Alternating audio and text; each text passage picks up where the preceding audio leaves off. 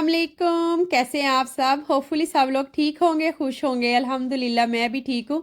Welcome back to my channel and welcome back to another vlog. आज ना रात जो थी वो 27वीं की थी और भाई भी मेरे आए हुए थे। मैंने लास्ट व्लॉग में शेयर किया था। तो मैं ना यहाँ पे सहरी बनाने की तैयारी कर रही थी।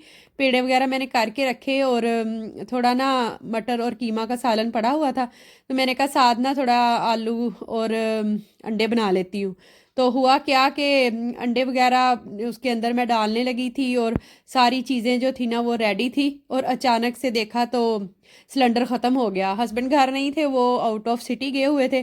फिर उन्हें कॉल की तो कह रहे मैं चेक करता हूँ, यहाँ ना घर आके सिलेंडर लगा जाते हैं। तो लेकिन जब कॉल की तो कह रहे वो तो कॉल रिसीव नहीं कर रहे क्योंकि सहरी का टाइम था इस वजह से। तो फिर ना बस ये हमारे साथ आज हैपन हो गया सहरी के टाइम पे। फिर हस्बैंड से बोला कि आप ना घर आते हुए पराठे ही ले आए, वही बेटर रहेगा। तो ये शुक्र है कि ये वाला जो सालन था ना वो रेडी हो गया था।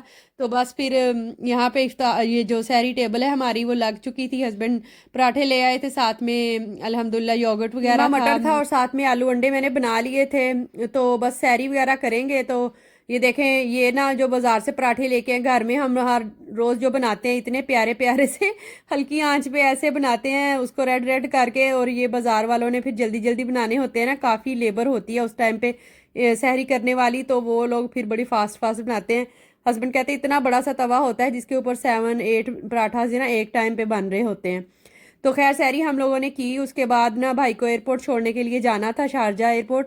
तो मैंने आप लोगों के साथ शेयर किया था ना कि भाई उम्रा के लिए जा रहे हैं और उनकी ईद जो है वो भी मदीना में ही इस बार होगी। तो रात को ना रूहान को मैंने टाइम से ही सुला दिया था ताकि ये ना मॉर्निंग में हमारे साथ जाके साथ ना जा सके, क्योंकि इसको एरोप्लेन देखने का बहुत ही शौक होता है। तो बड़ी प्यारी सुबह सुबह ना ऐसे ठंडी हवा चल रही थी और सूरज भी निकल रहा था। ये ना शारजा एयरपोर्ट की तरफ जाता है रास्ता। और यहाँ पे ही ना शारजा की यूनिवर्सिटी है, बड़ी प्यारी इसकी बिल्डिंग बनी हुई है और इतनी अच्छी है, प्यारी ग्रीनरी है ना यहाँ पे कि दिल खुश हो जाता है देख के। और लगता ही नहीं है कि ये कोई मतलब सहरा वाला इलाका है या किस तरह से। 9 बजे भाई की फ़्लाइट जो थी ना उसने फ़्लाई करना था और 2-3 घंटे पहले ही एंटर होना होता है। तो इसलिए फिर 6 बजे हम लोग घर से निकले थे। यहाँ पे भाई को हमने ड्रॉप कर दिया है, वो जा रहे हैं। और यहाँ पे ना या तो फिर गाड़ी जो है वो पार्किंग में लगा के फिर आप किसी को ड्रॉप करें, नहीं तो यहाँ ना ऐसे 2-3 मिनट के लिए आप रुक सकते हैं। तो बस जिसको आपने सी ऑफ करना है ना करके तो गाड़ी ऐसे आगे को ले जाएं। ज़्यादा टाइम के लिए ना यहाँ खड़े नहीं होने देते, सिक्योरिटी वाले भी खड़े होते हैं और शुरताज भी खड़े होते हैं ताकि वहाँ पे ना रश ना बने। तो भाई कहते कोई फ़ायदा नहीं है गाड़ी पार्किंग में लगाने का, तो आप लोग ना मुझे यहाँ से ही सी ऑफ करके चले जाएं। तो बस उनको हम लोगों ने एयरपोर्ट छोड़ा है और हम वापसी के लिए निकल आए हैं। और रूहान ने रोना शुरू कर दिया कि मैंने एरोप्लेन तो देखा ही नहीं है, मुझे एरोप्लेन दिखाएं, मुझे नज़र ही नहीं आया। अगर दुबई एयरपोर्ट जाए ना तो वहाँ रास्ते में ही जाते हुए नज़र आने शुरू हो जाते हैं, प्लेन्स उड़ते हुए भी और एयरपोर्ट पे खड़े भी नज़र आते हैं। लेकिन यहाँ ऐसा कोई सीन नहीं हुआ तो उसने रोना शुरू कर दिया। फिर थोड़ा सा आगे जाके ना हम लोग एक पेट्रोल पंप पे रुके हैं। तो वहाँ पे ना रूहान को दिखा रही थी मैं कि वो देखो एरोप्लेन इस साइड पे खड़े हैं, वहाँ से ना इन साइड उसका नज़र आ रहा था एयरपोर्ट का। तो बस साथ में ना उसको नाश्ता वगैरह करवाने के लिए कुछ चीज़ें लेके दी। तो चलिए आज ना आप लोगों के साथ शेयर करने जा रही हूँ अपनी ईद की प्रिपरेशंस। आप भी टाइम निकाल के आज ही ये काम जो है ना वो कर लें, वरना बहुत देर हो जाएगी। लेडीज़ के तो काम इतने ज़्यादा होते हैं तो और मसरूफियत हो जाती है, अपने लिए टाइम नहीं निकलता। तो यहाँ पे ना मैंने गर्म पानी लिया है, उसके अंदर मैंने एक बड़ी सी चुटकी नमक की डाल दी है और यहाँ पे ना एक लेमन स्क्वीज़ कर रही हूँ मैं इसके अंदर। तो साथ में ना इसके अंदर मैं थोड़ा सा डाल दूंगी जो बेकिंग सोडा होता है ना वो। और थोड़ा सा ही इसके अंदर मैं डालूंगी लिक्विड सोप। लिक्विड सोप डाल लें या बॉडी सोप जो होता है वो ऐड कर लें, शैम्पू भी आप डाल सकते हैं। तो बस यहाँ पे ना पेडिक्योर हो रहा है, मैं अपने पाँव जो है ना थोड़ी देर के लिए डिप करके रखूँगी क्योंकि इसके अंदर लेमन है और बेकिंग सोडा और नमक जो है ना उसकी वजह से ये जो पाँव है ना उसमें जो शाइनिंग आती है ना बहुत ही ज़बरदस्त के कह लें कि सलून जैसी शाइनिंग जो है वो स्किन पे आ जाती है। बस इस तरह का स्क्रबर एक लें और अपने पाँव को चमका लें, क्योंकि बहुत ही ज़रूरी होता है। पाकिस्तान में तो ख़ास तौर पे दावतें वगैरह हो रही होती हैं, ईद पे घर भी आ रहे होते हैं मेहमान, और आपका खुद का भी कहीं ना कहीं आना जाना होता है। तो ये चीज़ बहुत ही ज़रूरी है। और दूसरा ये कि किचन में काम कर कर के हम लास्ट डेज जो होते हैं उसमें होती हैं ताक रातें, उसमें भी अपने ऊपर इतनी ख़ास तवज्जो नहीं दे सकते। तो बेटर है कि 1 या 2 दिन पहले तो कम से कम ये काम हम कर ही लें। हार्डली इसमें 10 to 20 मिनट्स लगते हैं, ज़्यादा टाइम नहीं लगता, लेकिन अपने लिए लेडीज़ को चाहिए कि ज़रूर टाइम निकालें।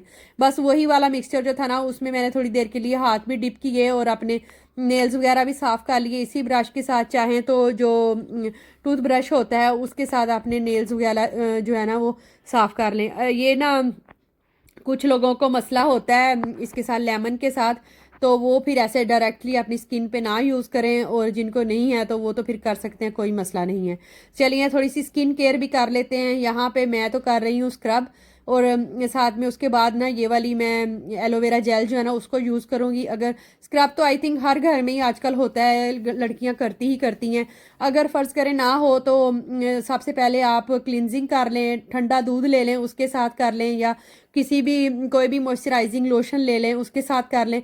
उससे क्या होता है, हमारी स्किन जो ऊपर से ऐसे डल डल सी और डेड सी हो रही होती है, रिलैक्स और शाइनिंग करने लग जाती है। तो बस ये चीज़ ज़रूरी होती है। ज़रूरी नहीं है बाज़ार की चीज़ें ही इस्तेमाल करें, घर के इस तरह के छोटी छोटी टिप्स और टोटकास भी यूज़ करके आप अपनी स्किन को फ्रेश कर सकते हैं।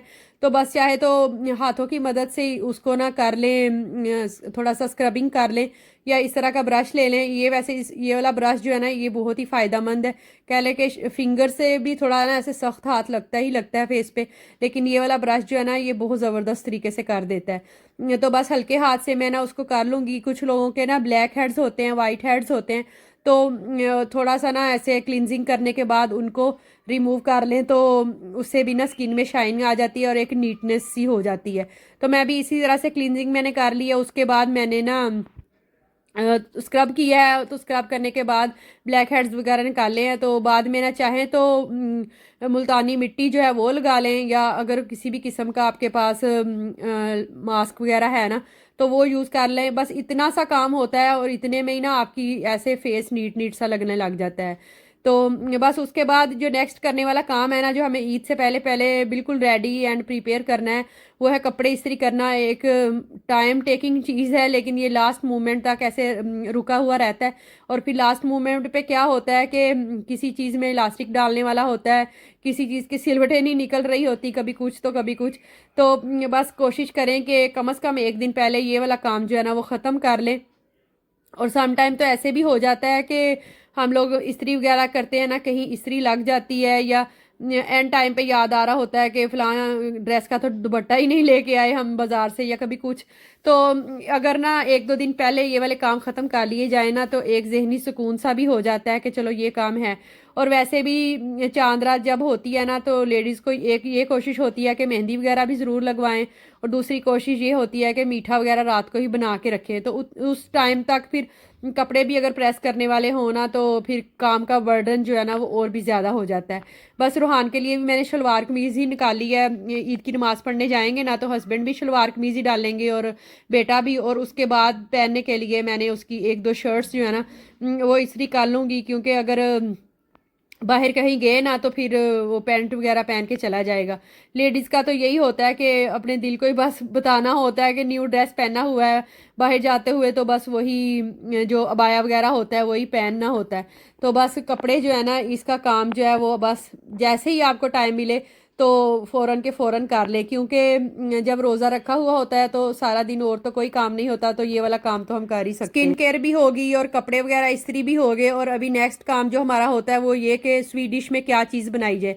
मोस्टली तो घरों में शीर खुरमा ही बन रहा होता है, लेकिन कुछ लोग ऐसे भी होते हैं जिनको मेरी तरह होता है कि समथिंग डिफरेंट बनाना है लाजमी। तो उसके लिए आप लोगों के साथ ना एक रेसिपी शेयर करती हूँ। यहाँ पे मैंने ना ले लिए हैं बिस्किट, 2 तरह के मैंने लिए हैं। एक मारी बिस्किट है और दूसरे पिस्ताचू फ्लेवर के बिस्किट है। आप कोई से भी ले सकते हैं, कैंडी बिस्किट के साथ भी इसको बनाया जा सकता है, या फिर आप ना ओरियो भी ले सकते हैं। मतलब जो भी आपको पसंद हो ना वो ले लें।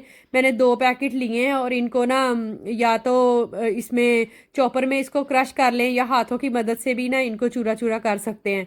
तो उसके बाद ना मैं यहाँ पे बना रही हूँ कस्टर्ड। मैंने हाफ कप जो है वो दूध का लिया है और उसके अंदर ना मैंने कस्टर्ड पाउडर जो है वो शामिल कर दिया है। दूध मैंने ऑलरेडी पहले ही पकने के लिए रख दिया हुआ था। जब उसमें बॉयल आ गया ना तो उसमें मैंने शुगर ऐड कर दी है। अभी ग्रेजुअली मैं चम्मच हिलाते हुए इसके अंदर ना वो जो डिज़ोल्व करके रखा हुआ था कस्टर्ड वो ऐड कर दूंगी। और ये वाला जो कस्टर्ड है ना वो हमने थोड़ा थिक टाइप का बनाना है। कुछ होता है ना कि थोड़ा नरम बनाना होता है, लेकिन ये वाला हमने थिक बनाना है क्योंकि इसके अंदर फ्रूट वगैरह भी जाएगा। अभी यहाँ पे मैंने ले ली है व्हिपिंग क्रीम, तो क्वांटिटी मैंने आपको दिखा दी है। इसको ना आपने पहले फ्रीज़र में रखना है और ये बिल्कुल चिल्ड होनी चाहिए। अगर चिल्ड होगी ना तो उसको जब हम बीट करेंगे ना तो वो काफ़ी ऐसे फ्लफ़ी फ्लफ़ी सी हो जाएगी, तो उससे ना फिर बहुत अच्छा डिज़र्ट बनेगा। यहाँ पे ना मैं इसके अंदर 2 टेबलस्पून शुगर के ऐड कर दूंगी। कुछ क्रीम्स आती हैं उसके अंदर शुगर एडिड होती है, तो वो फिर डालने की ज़रूरत नहीं होती। कस्टर्ड जो है वो हमारा ठंडा हो चुका हुआ है, तो इस स्टेज पे ना मैं इसके अंदर सबसे पहले जो बिस्किट है ना उसका चूरा मैंने जो लिया है ना उसकी लेयर लगा दूंगी। एक थोड़ी ऐसे थिक सी लेयर लगाएंगे हम। उसके बाद इसके ऊपर कुछ फ्रूट्स वगैरह ऐड कर देंगे। आप कोई भी अपनी पसंद का फ्रूट डाल सकते हैं। मैंने यहाँ पे बनाना ऐड किया है। उसके ऊपर फिर दोबारा से एक लेयर जो है वो कस्टर्ड की लग जाएगी। नेक्स्ट मैंने इसके ऊपर एप्पल की लेयर लगा दी है।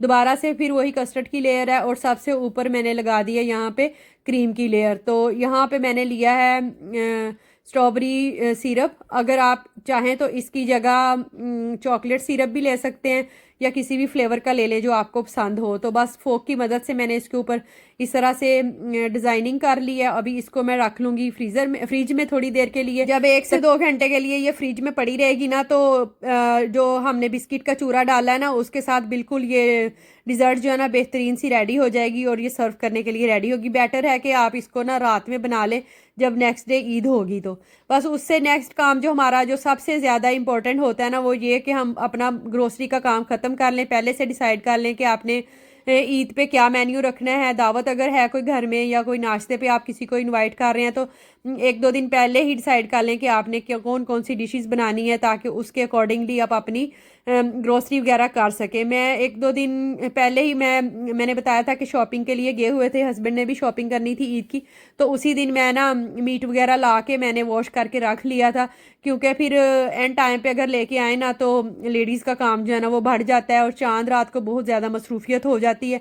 जब हम रात को ऐसे लेट सोते हैं तो फिर सुबह ईद की नमाज़ पढ़ने के लिए जाना होता है तो वो भी लेट हो जाता है। बस एक काम लेट होता है ना तो फिर सारे काम ही आहिस्ता आहिस्ता से लेट होना स्टार्ट हो जाते हैं। तो बस यही कोशिश करें कि जो काम हम पहले कर सकते हैं उनको कर लें ताकि ख़ुद को ईद वाले दिन के लिए प्रिपेयर कर सकें। तो यहाँ पे बन रही है इफ्तारी में आज मैंने बहुत ज़्यादा कुछ एहतमाम नहीं किया था। वैसे भी आज मेरी कोशिश थी कि फ्रिज में जो चीज़ें हैं ना मतलब लेफ़्ट ओवर पड़ी हुई उनको ख़त्म कर लिया जाए, क्योंकि पता नहीं है अभी के यूएई में 29 रोज़े होते हैं या 30 रोज़े होते हैं। खैर अभी जब मैं वॉइस ओवर कर रही हूँ इस टाइम तक तो ऐलान हो चुका है हुआ है अल्हम्दुलिल्लाह यहाँ पे 30 रोज़े हुए हैं।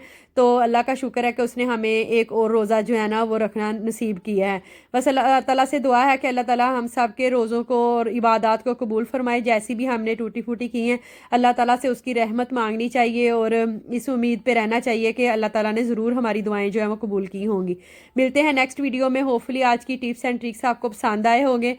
अपनी दुआओं में याद रखिएगा। Thank you for watching. मिलते हैं नेक्स्ट वीडियो में। अल्लाह हाफिज़, take care, bye bye. Video अच्छी लगी तो लाइक ज़रूर कीजिएगा और अगर चैनल पे न्यू है तो सब्सक्राइब माई चैनल। अल्लाह हाफिज़।